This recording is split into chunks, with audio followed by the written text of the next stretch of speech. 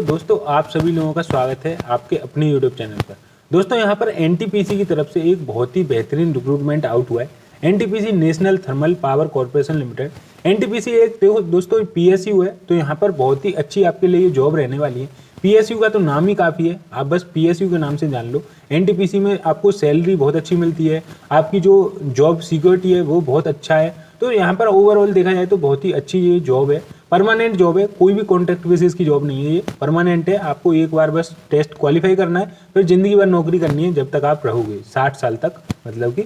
तो देखो जैसे ही आप कैरियर वाले सेक्शन में जाओगे, नोटिफिकेशन देखोगे, यहाँ पर आपको एनटीपीसी की ऑफिशियल वेबसाइट पर नोटिस बोर्ड देखने के लिए मिलेगा।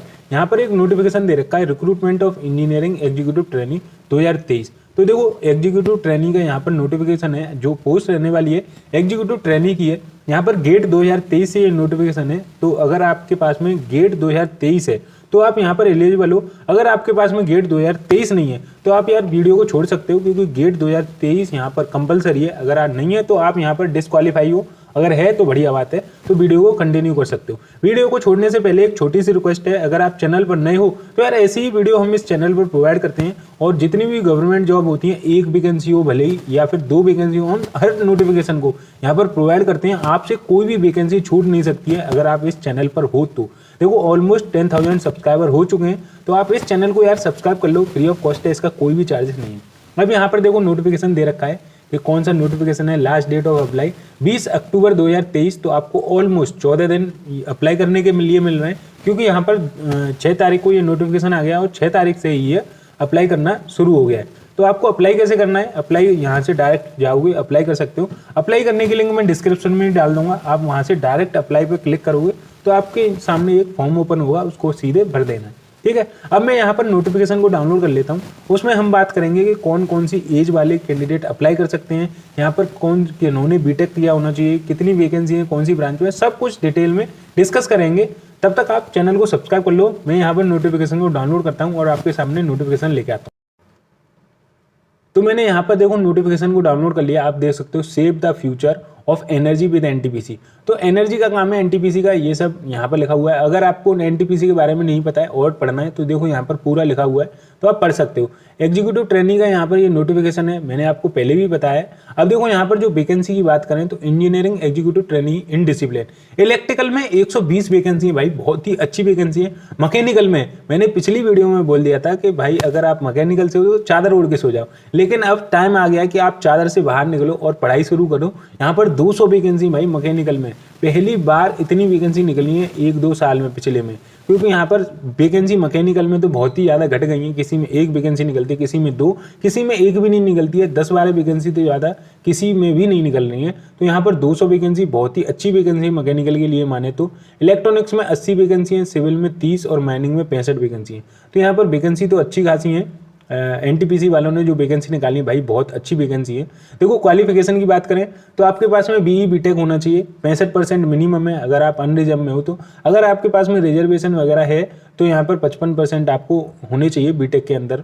अगर आप SC ST OBC वगैरह से हो तो, OBC वालों के तो शायद 65% ही लिखा हुआ है। हाँ, अगर आप SC ST PWBD से हो तो आपको 65% लाना जरूरी है। अगर आप अनरिजर्व से हो या फिर OBC से हो तो आपको यहाँ पर 65% लाना जरूरी है। अब यहाँ पर देखो डिसिप्लिन की बात करें तो आपके पास में कौन कौन सी ब्रांचेस होनी चाहिए ये सब लिखा हुआ है, क्योंकि यहाँ पर देखो जो ब्रांचेस होती हैं मेन ब्रांच के साथ में कुछ यहाँ पर सब ब्रांचेस भी होती हैं, वो भी बता रखा है कि आपकी कौन कौन सी यहाँ पर ब्रांचेस एलिजिबल हैं। इलेक्ट्रिकल के अंदर इलेक्ट्रिकल की इलेक्ट्रिकल एंड इलेक्ट्रॉनिक्स, यहाँ पर ये सब ब्रांचेस दे रखी हैं, आप पढ़ लेना, क्योंकि यहाँ पर बहुत सारी ब्रांच है। मैकेनिकल में देखो मैकेनिकल हो गई, प्रोडक्शन हो गई, इंडस्ट्रियल इंजीनियरिंग, इन सब में से कोई सी आपके पास में एक है तो आप यहाँ पर एलिजिबल हो। इलेक्ट्रॉनिक्स में, इंस्ट्रूमेंटेशन में, सिविल में आपके पास में सिविल और कंस्ट्रक्शन इंजीनियरिंग की हो, माइनिंग में माइनिंग की हो। अब एज लिमिट की बात करते हैं कि कौन कौन से कैंडिडेट यहाँ पर अप्लाई कर सकते हैं, किस एज तक के।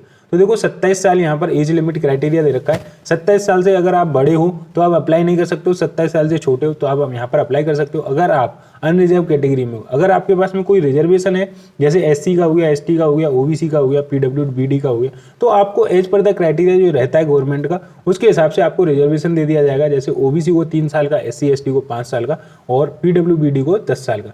सिलेक्शन प्रोसीजर की बात करते हैं तो देखो सिलेक्शन प्रोसीजर सिंपल है। अगर आपके पास में गेट 2023 है तो उसके हिसाब से आपको शॉर्टलिस्ट किया जाएगा। शॉर्टलिस्ट करने के बाद में आपका यहाँ पर इंटरव्यू वगैरह होगा, फिर डॉक्यूमेंट वेरिफिकेशन होगा, मेडिकल होगा और वहाँ पर फाइनली आपकी यहाँ पर मेरिट लिस्ट जारी कर दी जाएगी कि भाई साहब ये कैंडिडेट सेलेक्ट हो चुके हैं।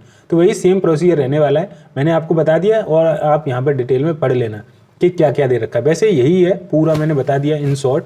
अब देखो यहाँ पर बात करें तो कि आपके पास में कौन कौन सा गेट होना चाहिए। अगर आप इलेक्ट्रिकल से अप्लाई कर रहे हो तो आपके पास में गेट का जो कोड है ई का होना चाहिए, इलेक्ट्रिकल इंजीनियरिंग का। मैकेनिकल से कर रहे हो तो एमई का होना चाहिए गेट का जो कोड है, पेपर कोड। और इलेक्ट्रॉनिक्स से ईसी, इंस्ट्रूमेंटेशन से IN, सिविल से CE और माइनिंग से MN। ठीक है।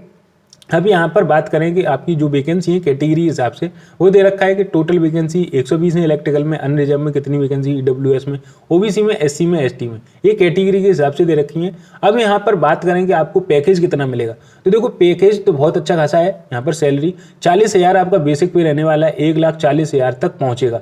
स्टार्टिंग में आपका 40,000 बेसिक पे रहेगा, उसके बाद में DA HRA वगैरह जोड़ोगे तो आपको 60-65,000 रुपये सैलरी स्टार्टिंग से ही मिलेगी। E1 ग्रेड है आपका, तो यहाँ पर सैलरी की तो बात छोड़ ही दो क्योंकि सैलरी अच्छी मिलती है PSU में हमेशा से।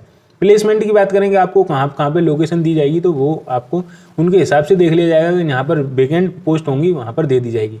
अब देखो रिजर्वेशन दे रखा है और रिलैक्सेशन दे रखा है, तो आप पढ़ लेना अगर आपको यहाँ पर रिलैक्सेशन देखना है तो।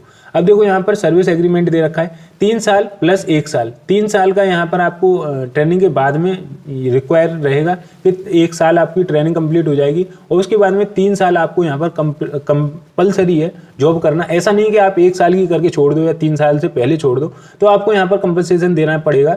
यहाँ पर 5 लाख रुपए देना पड़ेगा अगर आप अनरिजर्व से हो। अगर SC SC PWD से हो तो 2.5 लाख रुपए आपको यहाँ पर पे करना पड़ेगा अगर आप यहाँ पर जॉब छोड़ते हो तो। अगर जॉब नहीं छोड़ते हो तो कोई भी दिक्कत नहीं है, अगर आप जॉब छोड़ते हो तो यहाँ पर 5 लाख देने पड़ सकते हैं।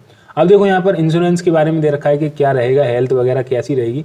अप्लाई कैसे करना है, तो अप्लाई करने की लिंक मैं डिस्क्रिप्शन में दे दूंगा और यहाँ पर भी दे रखा है कि आपको कैसे अप्लाई करना है। NTPC की ऑफिशियल वेबसाइट पर जाना है, वहाँ से आप जाके अप्लाई कर सकते हो। गेट का स्कोर कार्ड वगैरह, रजिस्ट्रेशन नंबर वगैरह वो सब अपलोड करना है। अब यहाँ पर देखो फीस दे रखी है, एप्लीकेशन फीस 300 रुपये है। आप यहाँ पर नॉन रिफंडेबल रहेगी। अगर आपने एक बार जमा कर दी तो आपकी फीस वापस नहीं करी जाएगी, तो आप सोच समझ के ही फीस कटवाना, यहाँ से पे करना। अगर आपको नहीं बनना है तो यहाँ पर फीस को पे मत करना, नॉन रिफंडेबल फीस है। अब पेमेंट कैसे करना है, पेमेंट का मेथड दे रखा है, दोनों मेथड दे रखे हैं, ऑनलाइन भी कर सकते हो, ऑफलाइन भी कर सकते हो। ऑनलाइन करोगे तो यहाँ पर आपको कोई भी डेबिट कार्ड, नेट बैंकिंग वगैरह से कर सकते हो। अगर आप यहाँ पर ऑफलाइन करोगे तो आपको यहाँ पर चालान कटवाना पड़ेगा, उसके हिसाब से आपको हो जाएगा। यहाँ पर डॉक्यूमेंट दे रखे हैं कि कौन कौन सी डॉक्यूमेंट्स की रिक्वायरमेंट है। और यहाँ पर अगर कोई भी प्रॉब्लम आए फॉर्म फिल करने में तो आप टेलीग्राम पर पूछ सकते हो या फिर कमेंट कर सकते हो या फिर मेल कर सकते हो। बहुत सारे जरिए कैसे भी आप हम तक बात पहुँचा देना, आपको सॉल्यूशन हम प्रोवाइड कर देंगे। ठीक है। अब देखो यहाँ पर इंपोर्टेंट डेट की बात करें तो 6 तारीख से आपके फॉर्म में स्टार्ट हो चुके हैं, यानी कि कल से आपके फॉर्म में स्टार्ट हो चुके हैं। और last date of online form 20 तारीख तक है, तो 14-15 दिन आपको यहाँ पर फॉर्म फिल करने के मिल रहे हैं। आसानी से आप अप्लाई कर सकते हो, जल्दी से जल्दी अप्लाई करना है क्योंकि देखो ऑनलाइन टेक्निकल चीज़ें फॉर्म भरोगे तो कभी कभी ऐसा होता है कि वेबसाइट नहीं चल पाती है और वेबसाइट में ग्लिच आ जाते हैं, बहुत सारी चीज़ें होती हैं। तो जितना जल्दी हो सके उतना जल्दी फॉर्म भर देना। तो आई होप गाइस आपको ये वीडियो पसंद आया होगा, नोटिफिकेशन भी समझ में आ गया होगा पूरा बहुत ही अच्छी तरह से। अगर नहीं आया है तो यार कमेंट कर दो, टेलीग्राम पर पूछ लो, मेल कर दो, कैसे भी हम तक बस बात पहुंचा दो। तो मिलते हैं किसी और बेहतरीन रिक्रूटमेंट के साथ में। देखो ये भी बेहतरीन नोटिफिकेशन था, बहुत ही बेहतरीन रिक्रूटमेंट था, इससे भी बेहतरीन कोई नोटिफिकेशन की यहाँ पर हमारी इच्छा रहती है कि अच्छा आए। तो चलो मिलते हैं किसी दूसरी वीडियो में, तब तक के लिए जय हिंद, जय भारत।